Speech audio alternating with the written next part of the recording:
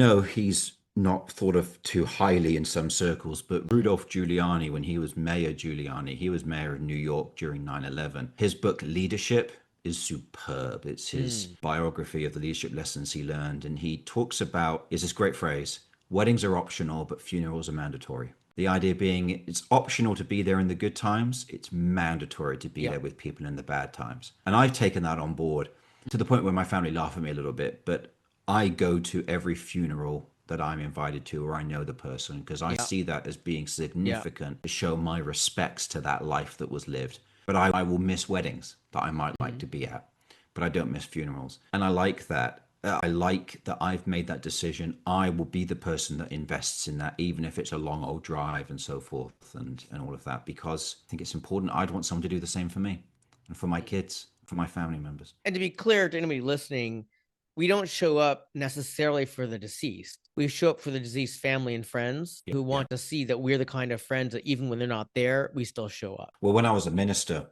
and I was doing funerals, people would, the family would then come up to me and they'd ask all these questions about the person because I was able to tell them things about the family member that they didn't necessarily know. Mm. It's a horrible thing when you're at a funeral for someone who's young, like I've led as well. They're heartbreaking occasions. Mm-hmm. And you realize you being there is such a gift. They are Mm-hmm. so grateful that you are there in a way that I've never had anyone that grateful for me to turn up at something ever than a funeral. It goes really, really deep. And yeah, it can be inconvenient. I know some people just say, oh, just go to the wake afterwards because you can meet lots of people. No, I think I agree with you. It's not about efficiency. It's just the wrong lens altogether. It's fun for me to hear you share that wisdom from Giuliani that you've adopted.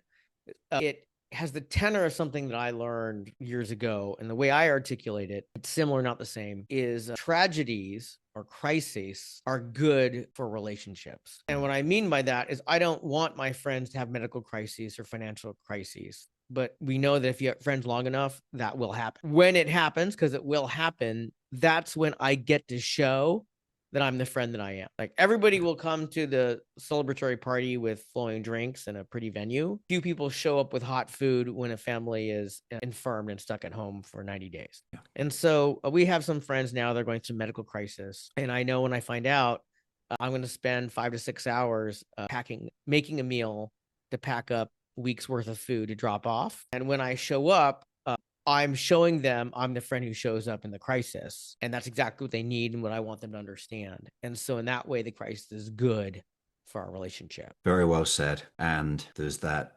that kind of analogy is drawn that scar tissue is stronger than regular tissue, Mm. right? The things that endure duress grow back stronger. This is how we grow as humans. It's how muscles grow. You want to get strong, you got to lift weights and go through the pain of that. And again, it's just sad when people just want to go the shortcut to let's just all be connected. When actually the gold happens while you are connecting with them. I think it's a similar thing with AI in that the issue for me with a lot of AI is it removes the process by which you learn. It just gives you the outcome. And actually the process was important. So it's the process of building these connections is the way by which you build the strong connection, not some secret handshake that gets you to being really connected because you did some psychological trick that you've kind of ripped off from Cialdini or something like that. Yeah. Speaking of which, I had a client that needed me to connect with some people, and so I would, but then they would say, "Is there a way that you can do this more efficiently?" And I was like, "Just." And then, of course, a year passes, and my inefficiency is now efficient because now a year later, I've got these great relationships that I've taken time on, and where others have just tried to be efficient, they've built no relationships over that time, and in a year down the line, they've got nothing to show for any of it either. Whereas I've got a handful of good quality relationships that I invested in that I didn't rush. Yeah, I like that. Well, one of the things I was taught by Ezra Bookman, who's one of the country's prominent ritual designers, is what makes rituals powerful is their inefficiency, or rather, a big part of what makes rituals powerful are their inefficiency. I think that also applies when people are judging whether our investment in our relationship with them is worth anything. They're asking themselves, maybe even unconsciously, is Charles investing in this relationship efficiently? And if he is, it doesn't land as powerful as if they notice, no, this is really inefficient. Scheduling a Saturday to make meals and packing them up so that we have weeks of food while we're infirm is really inefficient. There are other ways to get food to the house. Go to Costco, give us a gift certificate, that kind of thing. And we can apply that when we're wondering, how can we show people that we care and this relationship matters? Yeah, it's beautiful. Yeah, I have some friends who recently had their little baby, and I congratulated them. But the thing I did was the day the mum got home, I'd already been around and dropped off a whole whack of food. Right, cooked a bunch of stuff, got a bunch of groceries, and I think I've found that what people often say in times like this is they say, "Oh, if you need anything, let me know." And of course, people can't even think about what they Right. need in that And they time, don't know whether it was appropriate to ask for. and it actually unfairly puts the onus on them, and it puts the pressure on them. Actually, when someone's going through a hard time, a meal is a really great thing to do for someone because they're just not thinking. And if you've made something that's nutritious, that's also a gift to their body. Lots of benefits for it. Just take over some cash. They might not even need it, but you're just saying, look, just here's some cash. Here's just some cash, just for little things that you might need, save you having to go to the bank or whatever. My standard thing is when someone has a baby that I know and I'm not close enough to them, or they live abroad or something, is I always send them some baby clothes for when the baby is 3 months old, because loads of people give them clothes for the baby that's like 0 to 3 months. Right. And then they get to 3 months and I find that generally all the clothes they've been gifted are gone. And then that's when they get to wear the thing that I've gifted the baby. So like, that's a standard for me, is I'll give them like a 3 month or a 6 month outfit, knowing that that will be useful for them down the line. So I love it. I love things like that.